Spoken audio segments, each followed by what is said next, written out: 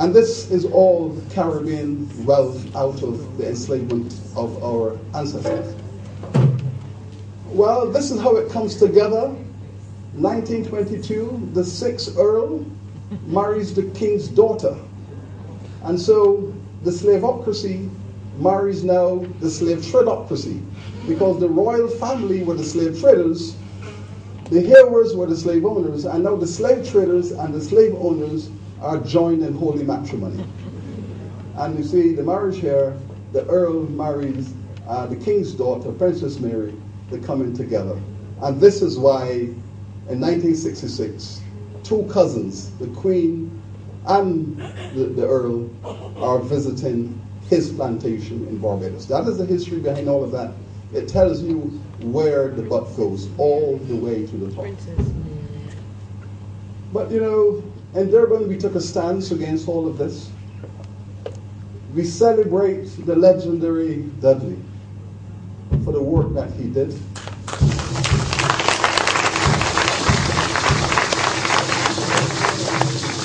And I can tell you this because in Durban, when we agreed that I would be the spokesman on behalf of all the Caribbean delegations, and President Mbeki sent a message he wishes to speak with the Caribbean delegation because we were not cooperating.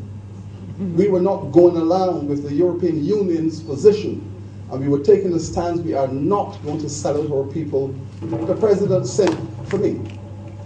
Dudley called me into his hotel and he says, now listen to me, Hilary.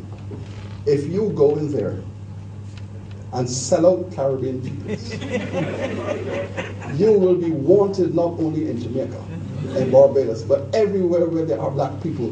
We will put a warrant out for your arrest and execution. And that was Dudley's passion, commitment to Marcus Garvey. Now the reason why we are discussing reparations, my brothers and sisters, is not because we wish to engage in storytelling about the past. This is the present. This is here today. This is now. This is today. This is about how we are going to develop our paradigms for growth in our economies. We are not suggesting that reparations is the panacea. We have to continue to speak about economic development. We have to continue to speak about fiscal discipline. We have to continue to speak about technological innovation, making our economies more competitive. We have to support entrepreneurship. We have to continue with all of the things that we are doing to be self-reliant and developmental. But at the same time, we also have to place this discourse in the mix of all of those circumstances. So there's no view which says that we are going to become irresponsible about how we see our future. We know what we have to do as Caribbean peoples to develop our societies. But what we're saying is that this issue must not be placed in the dustbin of contemporary politics. This is too important to us, and we will explain why reparations has to fit into the post-IMF discourse. It has to fit into the post-IMF discourse because we are clear on this. As Prime Minister Gonzalez says, we are not speaking about the issue of aid and handouts. Britain has left the Caribbean in a holy mess. After 300 years, a holy mess. Governments, to their credit, are trying to clean up this mess in the Caribbean. And all of our resources are being utilized to clean up this horrendous mess that Britain has left behind. What this conversation says to Britain, you must come back to the table and partner with Caribbean societies, Caribbean governments, in dealing with the horrendous mess that you have left behind. And we will go into that further.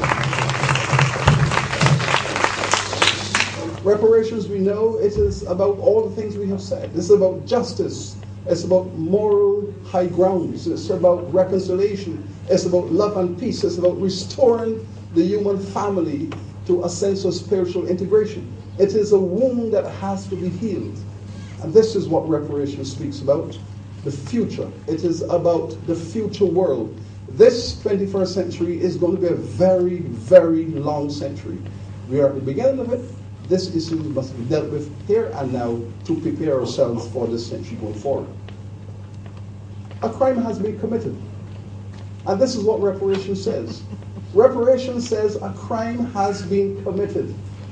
It says you have to take responsibility for it. You have to accept, you have to commit to repairing the damage. And critically, you have to say, we will not do this again. This is what reparations says. These are the 4 principles, plus, of course, the apology. Now, the position of Britain, no apology, no reparations, is reprehensible. It is reprehensible because what the British government is saying is that the black people of the Caribbean and the world are not deserving of an apology. It's not a question of whether you have a right to it. You are not deserving of it. The question is, why is it that the black people of the world are not deserving of an apology for crimes committed against them? Are we a species that is below the human family?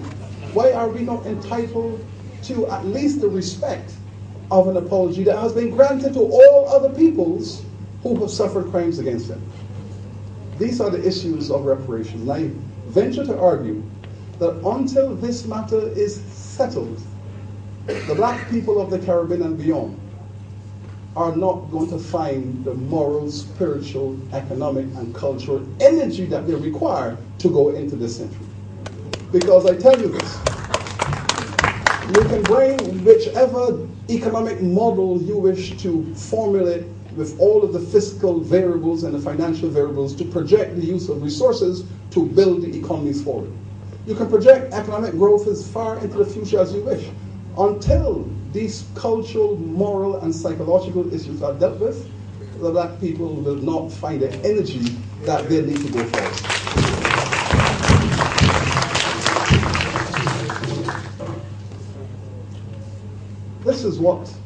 This is the reality. Weak people and weak nations never, ever receive reparations. There is no case of a weak people and nation receiving reparations. Strong governments, organized communities, strong nations hold their ground, stand their ground, and get reparations for their citizens. And the question we have to ask is this, and Prime Minister Gonzalez has answered the question. If we are electing our leaders to represent us, and they agree to the British position that the citizens of the Caribbean are not deserving of an apology, how could we have such leaders? How can we have leaders who say that the citizens are not deserving of an apology for the crimes committed against them? That is the issue we are faced with. The black people have a right. Crimes have been committed against them. The law is clear. And there is an example here that we have to look at. 2 examples. The Act of Emancipation. Well, we all celebrate the Act of Emancipation. But the slave owners of the Caribbean held their ground for 10 years. By 1823, the British government was clear that we are going to abolish slavery. The principle was clear, we are going to abolish slavery. It took 10 years to get that legislation through the Parliament. Why? Because the slave owners in the British Parliament said, hell no, you are not going to push that bill through Parliament until you compensate us for the loss of our property. And the British Parliament was divided. There were those who were saying, you slave owners are criminals. You have brought the British nation into disrepute, and you should be ashamed of yourself as British citizens. The slave owner says, hold on a second. We, the slave owners, we built this nation. We built Britain. We made Britain great. We, the slave owners, who you are now thrown under the bus, we are the ones who built Britain into what it is. And if you're going to get rid of our property, you are going to compensate us market value. Took 10 years to win that argument, and they won that argument. But in order to pay the slave owners, in order to instruct the Treasury to pay the slave owners, the British government, first of all, had to establish that black people were not human beings, that black people are property. Because the legislation of the Act required that you're compensating people for the loss of their property. And therefore you had to first of all establish that they were property, then you can legislate property compensation. And so the British government, in that Act of Emancipation, deemed our ancestors to be non-human and property. therein lies the first major legislative crime of the British government. Therein lies the issue. And then we came to independence. And you know, independence without compensation.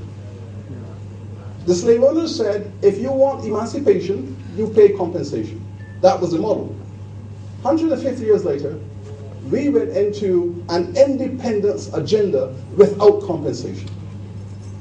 And I say that the best way to understand why our prime ministers or why our premiers took us into independence without compensation, this is the example.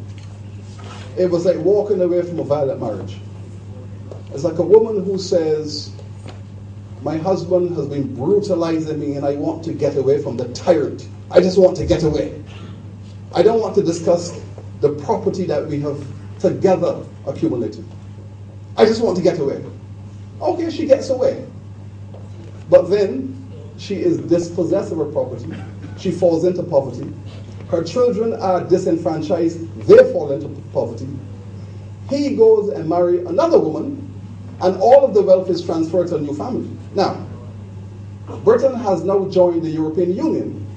Britain has a new wife. And so Britain has joined the European Union, and Britain's position is this. The Caribbean is in the past. The history of our engagement with the Caribbean world is behind us. We have no time, we have moved on. We are now in the European Union. This is history, and we have no time for this. There we were at Durban. It was 11 years ago, 12 years ago. As you can see, I had hair in my head. And there I am with Dudley. But we were standing aground because the resolution on the table pushed by the European Union and the Western countries was that slavery should have been a crime. We said, hold on, it not should have been, it was. And there is the historical evidence to demonstrate that it was considered a crime there and then, but the British government ruled that slavery is in the national interest of Great Britain. And if it's in the national interest, to oppose it is to be treasonous. To oppose slavery was to be engaged in an act hostile to the interests of your nation. And therefore, all the voices that rose up in Britain and said, this is wrong, this is criminal, this is illegal, shall not happen, those voices were silenced because there was something called the power of national interest. And those voices were silent. But we were able to capture that history to demonstrate that there was indeed strong views among lawyers, philosophers, public thinkers about the criminality of slavery when it was being practiced. This is what the British told us in Durban. As we sat around the round table, this is what they told us. Slavery was no crime. We legalized it. It was not a crime. It was not a crime because we made it legal. How could it be a crime if we legislated it? Well, you know, the interesting thing about the Nuremberg trials against the people who carried out the Holocaust against the Jewish nation was that the German state said the same thing. The Holocaust was legal. We legalized it. The German state legalized the genocide against the Jewish people. It was passed by the judiciary and the parliaments of the Third Reich. So they legalized it. International law says, and you heard from Lord Gifford, when you commit a crime against humanity, you cannot hide behind your national laws. Your national laws represent no shelter to the crime you have committed. They said colonization is over, take responsibility for yourself. They said to us, racism is passé, you now have a black governments in the Caribbean, get on with it. History is irrelevant, stop whining and think of your future. We enslave you, we regret it, but no apology. And you know the difference between an apology and a regret. A statement of regret is a moral statement. An apology is a legal statement. If you step on someone's foot and you say, I regret stepping on your foot, you have not taken any responsibility for the consequences of that step. But if you say, I apologize to you for stepping on your foot, what you have said is, I am taking responsibility for the pain and the damage I have done to you, and I'm willing to meet with you to discuss and to evaluate my reparation of the damage I have done to your foot. And that is why a regret statement says, I'm regretful, get on with it. And this is why Britain has refused to give an apology. But this is why they're all very keen to say, oh, I regret. It means absolutely nothing. They say, well, you know, we are developed. We have a culture. Our culture in Great Britain, our economic, social, institutional, technological culture is consistent with the promotion of development. And so the indigenous culture of Britain in all its manifestations are conducive to the creation of wealth.